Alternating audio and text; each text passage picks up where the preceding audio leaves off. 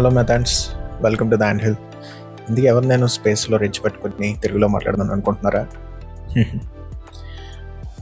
ఏం లేదు, భూమి మీద లెక్చర్స్ విని బోర్ కొట్టేసింది. అందుకే స్పేస్లోకి క్లాస్ రూమ్ తీసుకొచ్చేసాను. ప్రెజెంట్ అయితే మనం ఐఎస్ఎస్ మీద ఉన్నాం. భూమి మీద నుండి 400 కిలోమీటర్స్ దూరంలో స్పేస్లో ఎగురుతున్నాం. మన కింద భూమి అండ్ మన చుట్టూ స్పేస్. సరే, ఇందుకు ఈ రెంచ్ ఏంటి? ఈరోజు ఈ రెంచే మన చాక్ పీస్ అండ్ ఈ స్పేసే మన బ్లాక్ బోర్డ్. నేను మీకు ఈరోజు ఈ చిన్న రెంచ్తో ఎంత పెద్దగా నేర్చుకోవచ్చో చూపిస్తా. అయితే ఓకే, ఐ గెట్ ఇట్. ఇందుకు ఈ ఇంట్రో లాగ్ ఏంటి? Let's stop the lag and begin. Let's start the episode.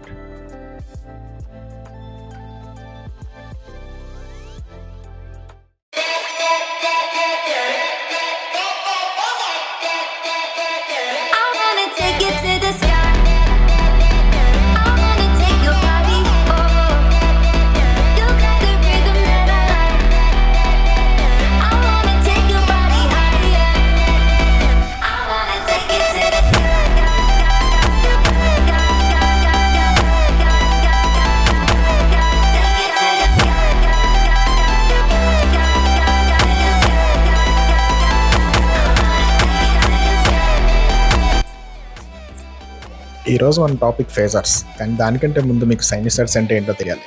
ఏంటి, సోను సూదర్? కాదు, సైనిసైడ్. ఇది సైనిసైడ్స్ అంటే ఏంటి? సైనిసైడ్స్ అంటే నాకు గుర్తొచ్చేవి రెండు విషయాలు. ఒకటి, బీచ్లో మనం చూసే వేవ్స్.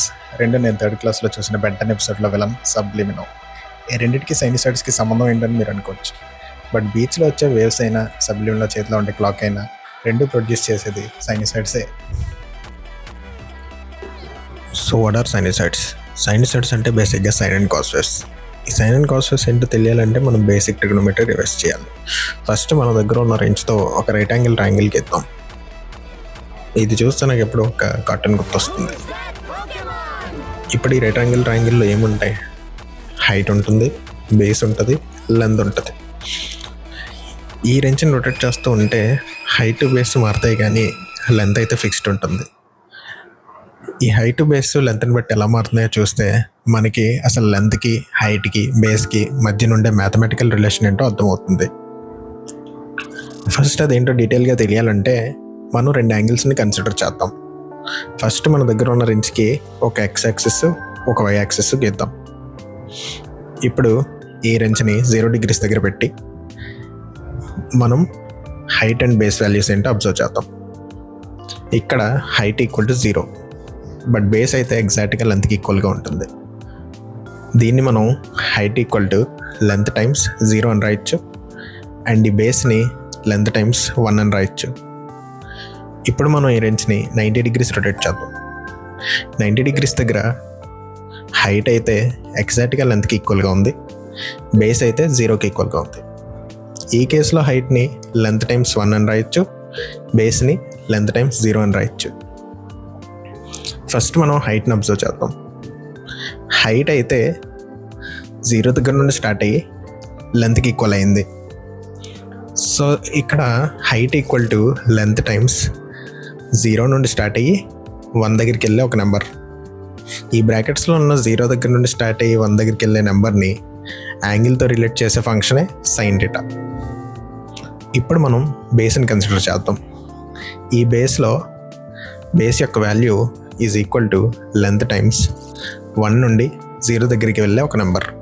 ఈ బ్రాకెట్స్లో ఉన్న 1 నుండి 0 దగ్గరికి వెళ్ళే నెంబర్ని యాంగిల్తో రిలేట్ చేసే ఫంక్షనే కాస్ థీటా. ట్రిగ్నోమెట్రీలో సైన్ థీటా, కాస్ థీటా అంటే ఇవే.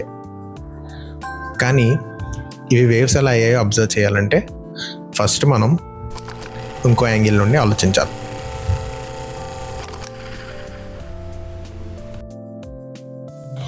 ఫస్ట్ ఈ రెంచ్ని సైడ్ నుండి చూద్దాము. మీరు అబ్జర్వ్ చేస్తే నాకు దాని టిప్ కనిపించే అవకాశం లేదు. ఒకవేళ రెంచ్ యొక్క టిప్ కనిపించాలంటే దాన్ని కొంత యాంగిల్ రొటేట్ చేయాలి. దాన్ని కొంత యాంగిల్ రొటేట్ చేస్తేనే సరిపోదు, నేను కూడా కొంత హైట్ వై యాక్సిస్లో ట్రావెల్ చేయాలి. మనం ఒక ఎగ్జాంపుల్ కన్సిడర్ చేద్దాం. ఈ రెంచ్ని 10 secondsలో ఒక రొటేషన్ చేద్దాం. అలా రొటేట్ చేస్తున్నప్పుడు నాకు ఎప్పుడు దాని టిప్ కనిపిస్తూనే ఉండాలంటే ఈ వై యాక్సిస్లో నేను ఎలా ట్రావెల్ చేయాలో ఒకసారి అబ్జర్వ్ చేయండి. ఇప్పుడు ఫామ్ అయిన ప్యాటర్నే సైన్ వేవ్. దీన్ని అర్థం చేసుకోవాలంటే మరో కోణంలో కూడా ఆలోచించవచ్చు. ఒకవేళ మనం ఆ wrenchకి ఒక ప్లాట్ఫామ్ కనెక్ట్ చేసి దాని మీద మనం నుంచొని ఉంటే అది రొటేట్ అవుతున్నప్పుడు మనం ప్లాట్ఫామ్ ఎలా మూవ్ అవుతుందో ఒకసారి అబ్జర్వ్ చేద్దాం టైంతో పాటు. ఈసారి మనం 10 సెకండ్స్ తీసుకుందాం. 10 సెకండ్స్లో ఆ wrenchని ఒక కంప్లీట్ రొటేషన్ చేద్దాం. సో ఇప్పుడు కూడా మనకు వచ్చింది ఒక సైన్ వేవే. ఇప్పుడు మనకి వేవ్స్కి సంబంధించిన కొన్ని ప్రాపర్టీస్ తెలియాలి. ఈ wrench 10 సెకండ్స్లో రొటేషన్ చేసింది. మీకు తెలిసే ఉంటుంది, ఒక రొటేషన్ అంటే 2 రేడియన్స్తో సమానం. 2 రేడియన్స్ అంటే that is the angle, total angle covered by this wrench in 10 seconds. ఇంకో టర్మ్ కూడా మనకు తెలియాలి, యాంగులర్ స్పీడ్. యాంగులర్ స్పీడ్ అంటే సెకండ్కి మన wrench ఎంత యాంగిల్ కవర్ చేస్తుందని, దాన్ని మనం ఒమేగా రిప్రజెంట్ చేస్తాము. ఈ కేసులో మన wrench 2π రేడియన్స్ కవర్ చేసింది 10 సెకండ్స్లో. సో ఈ కేసులో మన omega 2π/10. No total angle. Total angle మనకి యాంగులర్ స్పీడ్ తెలిసినప్పుడు total angle is just equal to angular speed multiplied by time. ఇంకో ఇంపార్టెంట్ కాన్సెప్ట్ ఫ్రీక్వెన్సీ. ఫ్రీక్వెన్సీ అంటే ఒక సెకండ్లో మన wrench ఎన్ని సైకిల్స్ కవర్ చేస్తుందని. సైకిల్ అంటే ఈ సైన్ వేవే. ఈ సైన్ వేవ్లో ఒక పీకు ట్రఫ్ ఉన్నాయి. ఈ కంప్లీట్ థింగ్ ఒక సైకిల్లా కనిపిస్తుంది కదా, ఇదే ఒక సైకిల్. ఈ సైకిల్ ఎగ్జాక్ట్గా 2π రేడియన్స్ కవర్ చేస్తుంది. So frequency is related to angular speed. ఎందుకంటే ఫ్రీక్వెన్సీ అంటే total cycles by total time, and ఒక్కో సైకిల్ 2π రేడియన్స్ కవర్ చేస్తాం నాకు తెలుసు. And angular speed is nothing but సెకండ్కి మన wrench ఎంత యాంగిల్ కవర్ చేసిందనేగా. సో సైకిల్స్ని 2πతో మల్టిప్లై చేస్తే సరిపోతుంది. So angular speed is equal to 2π times frequency. ఒకసారి అబ్జర్వ్ చేయండి, దీన్ని కొంత యాంగిల్తో మనం రొటేట్ చేద్దాం. దీన్ని రొటేట్ చేయడం వల్ల ఈ ప్లాట్ఫామ్ కొంత హైట్ ఎదిగింది. ఇందుకు ఎంత హైట్ ఎదిగింది? మన ప్రీవియస్ ట్రిగ్నోమెట్రీ డిస్కషన్ ప్రకారం height is equal to length times sine theta. ఇక్కడ సైన్ థీటా అంటే sine of omega times time, ఎందుకంటే థీటా అంటే ఒమేగా టైమ్స్ టైమే కాబట్టి. సో జనరల్గా y is equal to sine of omega times time అనమాట ఈ గ్రాఫ్లో.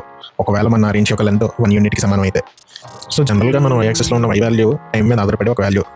మనం ఒకవేళ wrench యొక్క రొటేషన్ స్పీడ్ని ఫిక్స్ చేస్తామంటే, అంటే యాంగులర్ స్పీడ్ని ఫిక్స్ చేసేస్తే ఇంకా మన ఈక్వేషన్లో మారేది టైం మాత్రమే. కాబట్టి y అంటే జస్ట్ సైన్ ఒమేగా టీ అంతే. సో సైన్ ఒమేగా టీ అంటే సైన్ వేవ్ ఎలా ఫామ్ అయిందో మనం చూసాం. ఇప్పుడు కాస్ వేవ్ ఎలా ఫామ్ అవుతుందో కూడా చూడాలిగా. ఈ wrench నుండి ఇంకో wrench తీద్దాం 90 డిగ్రీ సెపరేషన్తో. ఇప్పుడు ఈ సపరేట్గా ఉన్న ఈ wrenchతో కూడా ఒక వేవ్ని ట్రేస్ చేద్దాం. చూడండి ఏం జరిగిందో. దీంతో కూడా ఒక సైన్ వేవ్ లాంటి వేవ్ వచ్చింది. బట్ వచ్చిన కొత్త వేవ్ ఈ వేవ్తో ఓవర్లాప్ అవ్వట్లే. ఈ రెండు వేవ్స్కి మధ్యన కొంత గ్యాప్ ఉంది. ఇక్కడ ఇంట్రెస్టింగ్ స్టఫ్ ఏంటంటే, ఈ రెండు wrenches మధ్యన ఎంత యాంగిల్ డిఫరెన్స్ ఉందో ఈ రెండు వేవ్స్ మధ్యన కూడా అంతే రేడియన్స్ డిఫరెన్స్ ఉంటుంది. ఇక్కడ 90 డిగ్రీస్ కదా, 90 డిగ్రీస్ అంటే రేడియన్స్లో π/2. సో ఈ రెండు వేవ్స్ మధ్యన కూడా π/2 రేడియన్స్ సెపరేషన్ ఉంటుంది. మీరు ఒకటి అబ్జర్వ్ చేస్తే ఈ రెండు వేవ్స్ ఆల్మోస్ట్ సేమ్.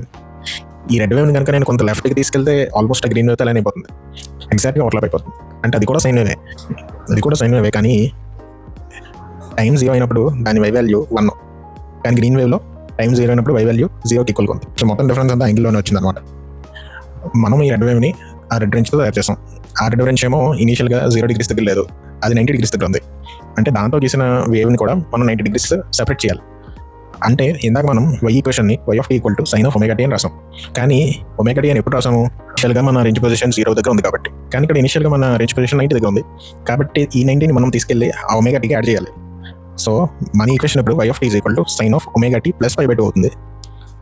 ఆ సెపరేషన్ మనం ఏదైతే ఈ wrenches మధ్యన ఉందో అది మనం ఈ వేవ్స్ ఈక్వేషన్లో కూడా యాడ్ చేసాం అనమాట.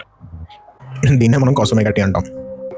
టైం ఈక్వల్ టు 0 దగ్గర మీరు అబ్జర్వ్ చేస్తే కాస్ ఒమేగా టీ అన్నది 90 డిగ్రీస్ ముందే ఉంది కాబట్టి cos theta leads by 90 degrees అని రాస్తాం. ఈ ఎక్స్ట్రా 90 డిగ్రీస్ ఏదైతే ఉందో దీన్నే మనం ఫేజ్ అంటాం. ఇది మన ఎలక్ట్రికల్ ఇంజనీరింగ్లో ఒక ఇంపార్టెంట్ కాన్సెప్ట్.